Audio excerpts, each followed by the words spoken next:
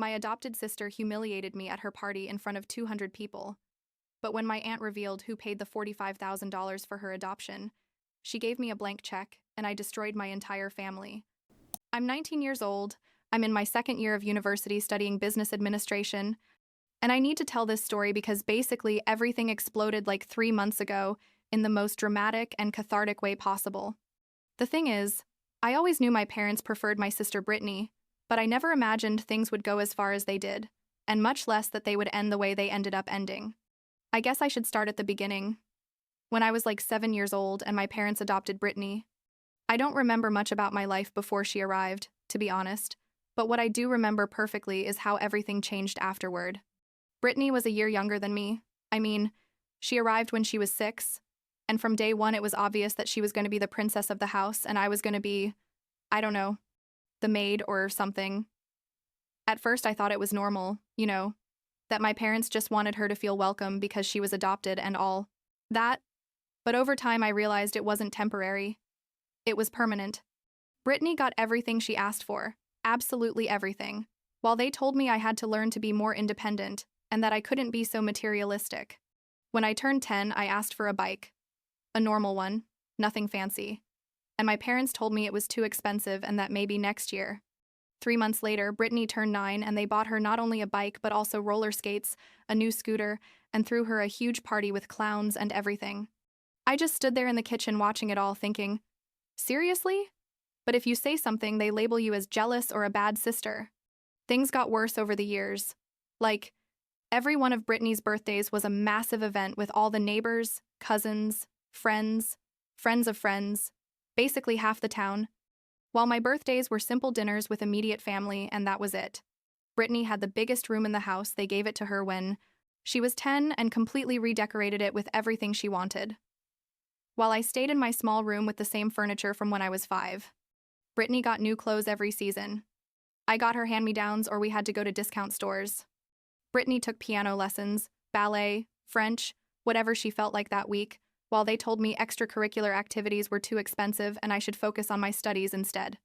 And the worst part, what really hurt, was that Brittany was a horrible child. Spoiled to the core, she screamed and threw tantrums when she didn't get what she wanted, blamed me for things she did, and my parents always believed her and not me. There was an incident when I was like 14 and she was 13. Brittany broke my mom's favorite vase because she was playing with a ball in the living room when they'd told her 1,000 times not to. I was in my room doing homework when I heard the noise and ran downstairs. Brittany saw me, and before I could say anything, she screamed. She pushed me and made me knock over the vase, and my parents came and grounded me for a month with no going out and no phone. I tried to explain that I wasn't even there when it happened, but my dad said, Brittany wouldn't lie about something like that. Stop blaming her for your mistakes. And that was it. Brittany looked at me with that smug little smile she always put on when she got her way, and I just thought, someday this is going to backfire. Fast forward to like 6 months ago, I had just finished my first year of college, which, by the way, I had to get scholarships and loans because my parents said they couldn't help me financially, while they were already planning to pay for everything for Brittany when she started college the next year, and it turns out Brittany was going to turn 18. My parents started planning the party months in advance. Like, it was as if they were planning a royal wedding or something. They rented a huge hall, hired catering, a DJ, professional photographer, decorators, everything. They were literally spending thousands of dollars on this party, and I thought, are they seriously doing this? But I wasn't even surprised anymore, to be honest. The party arrived, and I went because, well, technically, I'm still part of the family even though they treat me like trash, and also because my aunt was going to be there. My aunt, my mom's sister, was always the only person in the whole family who treated me well, who asked me how I was, who actually seemed to care. She was an executive at a big company, made tons of money, lived alone in an amazing house, and had always been like my refuge when things at home got really bad. So I arrived at the party. There were like 200 people there. Everything was decorated in pink and gold, Brittany's favorite colors, obviously. There was a huge gift table that looked like a jewelry store counter, and Brittany was there in a dress that probably cost more than my entire college education so far. The party was going normally. I mean, normal for a ridiculously extravagant Brittany celebration, until it was time for speeches. My dad gave a super emotional speech about how proud they were of Brittany, about how she was the best daughter they could have asked for, about how she brightened their lives every day, and I was standing there thinking, and what am I? A piece of furniture? And then he passed the microphone to Brittany. And this is where everything started to fall apart in the most glorious way possible. Brittany took the microphone and started her speech normally, thanking everyone for coming, saying how much she loved her parents, the typical things you'd say in a birthday speech. But then, and this was completely unexpected, she turned toward where I was standing at the back of the hall and said, "And I also want to thank my sister for coming, even though I know it must be hard for her to see what it's like to have parents who really love you." The room went completely silent, and I froze thinking, did she just say that in front of 200 people? But she wasn't done. She kept going, saying, "I know it's not easy being the biological sister and still being a complete disappointment to your parents. With your mediocre grades, you had a 3.8 gigapascals. I mean, far from mediocre. Your sloppy appearance, he was wearing a simple but decent dress. And your lack of ambition in life, he was working part-time while studying full-time. How is that lack of ambition?" I felt my face catch fire, my hands started shaking, and the whole hall was staring at me. Some people looked uncomfortable, others laughed nervously, and my parents were standing there with forced smiles as if this was perfectly acceptable. Brittany went on for like 30 more seconds, basically publicly destroying me at her birthday party, and I just wanted to disappear, literally melt into the floor and stop existing. When she finally finished, there was awkward applause and the music started playing again, and I just stood there not knowing what to do, whether to run away or stay because leaving would be giving her the satisfaction of knowing she'd affected me. And then my aunt appeared beside me, put her hand on my shoulder, and said quietly, "Breathe. This is going to resolve itself in a way you can't imagine." I didn't understand what she meant, but something in her tone made me stay. About 20 more minutes passed. I was hiding in a corner trying to be invisible, when my aunt asked for the microphone. The music stopped again, and my aunt went up to the small stage where they'd been giving the speeches. She said, "Happy birthday, Brittany," and then looked at my parents and added, "There's something everyone in this family needs to know because I've kept this secret for too long and it's enough." The tension in the hall was palpable, you know? That kind of silence where you can hear even your own heartbeat. My aunt continued, "Brittany, sweetheart, you're not this family's adopted daughter. You're my biological daughter. I gave birth to you 18 years ago and handed you over to my sister, my mom, and her husband because, at that time, I was focused on my career and thought I couldn't be a mother. I watched them raise you all these years, and it broke my heart to see how you became such a spoiled and cruel person. But what hurt me most was seeing how they treated my niece, meaning me, like she was nothing while you received everything." Brittany was standing there with her mouth open. My parents looked pale as ghosts, and I didn't know whether to laugh or cry or scream or all three at the same time. But my aunt wasn't finished. She took an envelope out of her purse and said, "I came here today with a very special gift for you, Brittany. But after what you just did, after how you just publicly humiliated your sister, I've decided you don't deserve it." And then she walked over to where I was standing, gave me the envelope, and said loud enough for everyone to hear, "This is a blank check from my personal account, and it goes to the only person in this family who deserves something good in her life." I opened the envelope, and sure enough, there was a blank check with my aunt's signature at the bottom. I couldn't believe it. I literally couldn't process what was happening. Brittany let out a scream that was probably heard in 3 neighboring cities and ran toward me, trying to grab the check from my hands. My aunt got between us and told her in a cold voice I'd never heard from her, "Touch her and you'll regret it." My parents finally reacted and ran toward us. My mom yelled at her sister, "How dare you ruin Brittany's party like this?" And my dad looked at me and said in that voice he used when he wanted to sound authoritative, "Give that check to your sister right now." I laughed. I couldn't help it. I laughed in his face and said, "Are you kidding? After 12 years of treating me like trash, after giving her everything while I had to, beg even for school supplies, you're asking me to give this up?" The party disintegrated after that. I mean, guests started leaving because the awkwardness was unbearable. Brittany was having a complete hysterical fit, like, thrown on the floor, kicking like a 5-year-old. My parents were trying to calm her down while also yelling at me that I was being selfish and ungrateful. And my aunt grabbed my arm and said, "Let's get out of here now." We left the hall, got in her car, and as we drove away, I watched in the rearview mirror as my whole family stood there in the parking lot in the middle of the total chaos that had been created. That night, I stayed at my aunt's house, and honestly, it was the best night's sleep I'd had in years. The next day, early in the morning, the messages started.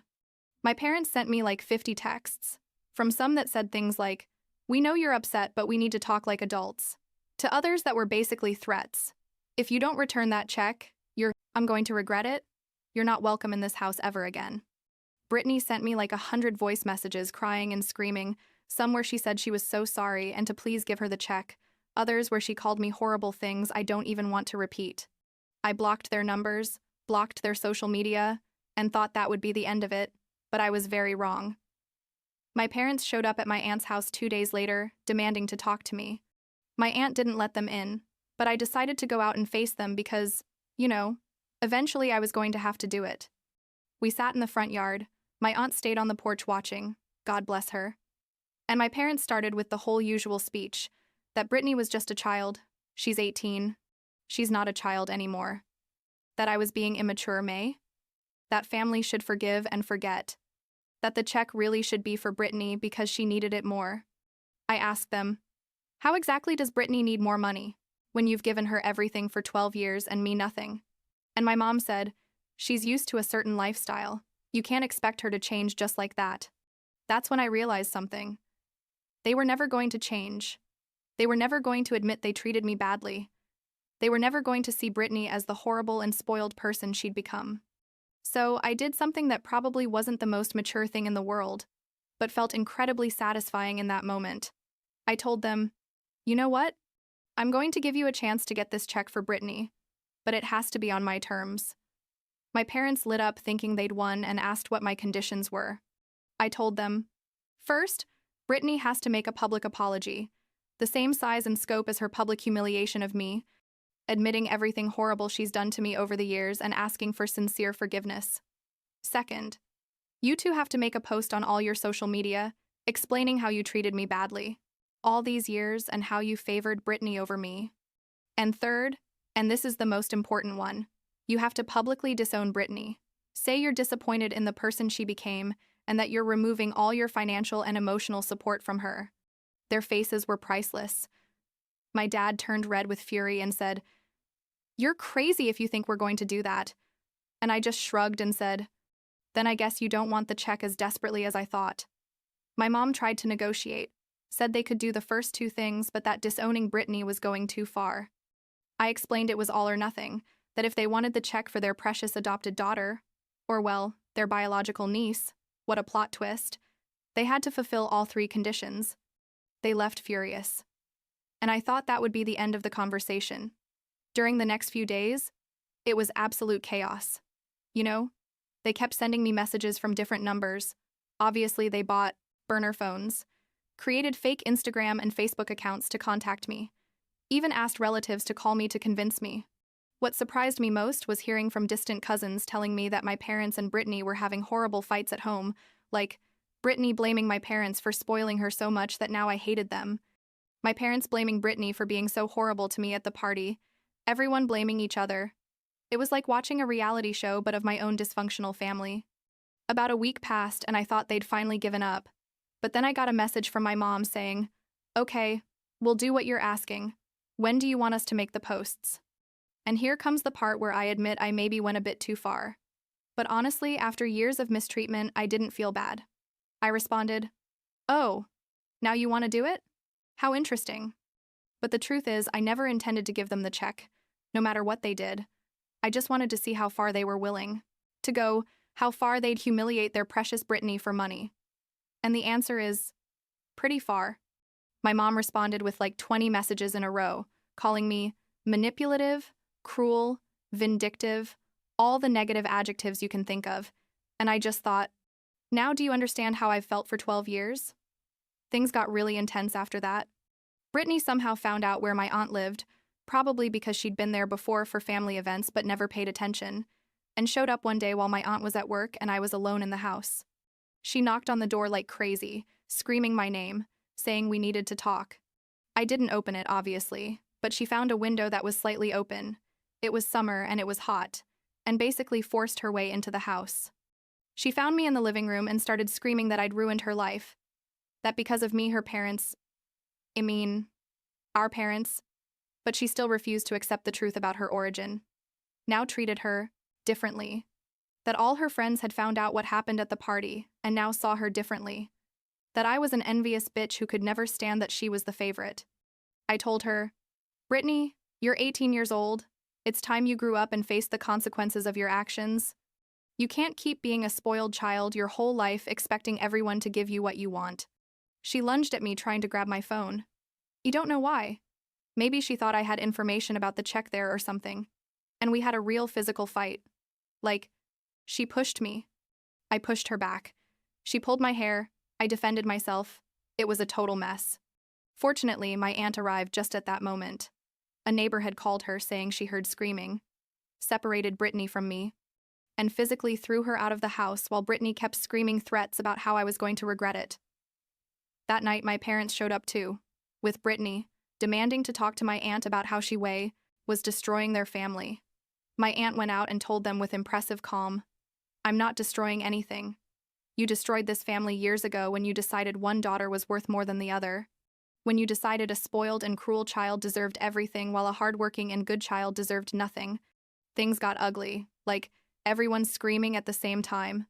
Neighbors coming out of their houses to see what was happening. My dad trying to force entry into the house saying I had something that belonged to Brittany. The check was mine, legally mine. He had no right to it, and eventually someone called the police. When the officers arrived and heard the whole story, they basically told my parents to leave and to stop harassing or they'd face charges. My parents left, but first my mom looked at me with an expression I'll never forget, a mix of hate and disappointment, and said, You don't have a family anymore. I hope that check is worth it because you lost us, forever. And I, without thinking much, responded, You lost me years ago. You just didn't realize it because you were too busy worshiping your little princess. 2 weeks later, I went back to university for my second year. I deposited the check, wrote an amount I knew my aunt could cover without problem. She told me to put whatever I needed, and used it to pay for the rest of my college education. Buy myself a new laptop I desperately needed, a used but reliable car, and put the rest in savings for emergencies. I blocked my entire family from all my contacts, told my roommates and friends that if anyone asked about me to say they didn't know where I was, and basically disappeared from their lives completely. It's been like 3 months since all that, and honestly, I feel free, I guess. There are still days where I wonder if I did the right thing, if maybe I should have been the bigger person and given them another chance. But then I remember the 12 years of feeling invisible in my own home, and I know I made the right decision. My aunt and I talk every week. She's still my only real family, and she's told me that Brittany is having trouble adjusting to life where her parents can't give her everything she wants because, surprise, it turns out spending thousands of dollars on a party left them with less money than they thought. The last time I heard anything about them was like 2 weeks ago, when a cousin sent me a message, one who was always neutral in all this, telling me that Brittany had applied to colleges, but was devastated because my parents told her they could only help her with state schools, not private ones like she wanted. Apparently, she had another massive tantrum blaming me for her financial situation, as if I were responsible for them spending all their money spoiling her for years. I didn't respond to the message because, honestly, it's not my problem anymore. Part of me feels something. I don't know if it's pity or just sadness for what could have been if they'd been different. But most of me just feels relief that I finally got out of that toxic situation. Sometimes my roommates ask me why I never talk about my family, and I just say it's complicated, that I don't have much contact with them, and most people respect that and don't ask more.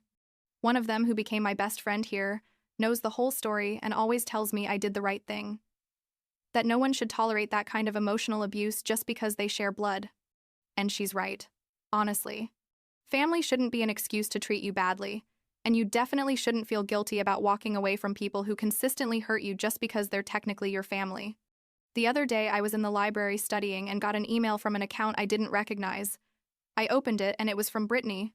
Apparently she created a new email just to contact me. It was long, like about 3 pages, where it started with apologies and saying she finally understood everything she'd done to me, but halfway through the email it turned into accusations about how I destroyed her life and ruined her relationship with our parents, and at the end it was basically a demand that I give her at least part of the money from the check, because it was only fair. I read the whole thing. I'm not going to lie. But then I deleted it and blocked that email address too. There's no amount of apologies that can erase 12 years of mistreatment, and I'm definitely not going to reward her horrible behavior by giving her money just because she's now facing consequences for the first time in her life. I guess the lesson from all this, if there is one, is that it's okay to prioritize your own happiness and well-being over keeping family peace. For years, I swallowed my pain and my rage because I'd been taught that's what you do in families, that you endure and forgive and move on no matter what. But there's a point where you have to say enough, where you have to recognize that some relationships are too toxic to save and that it's okay to let them go. I don't regret what I did, not the check or the mind games or cutting contact completely. For the first time in my life, I feel like I actually matter, like my feelings and needs are valid, and that's priceless.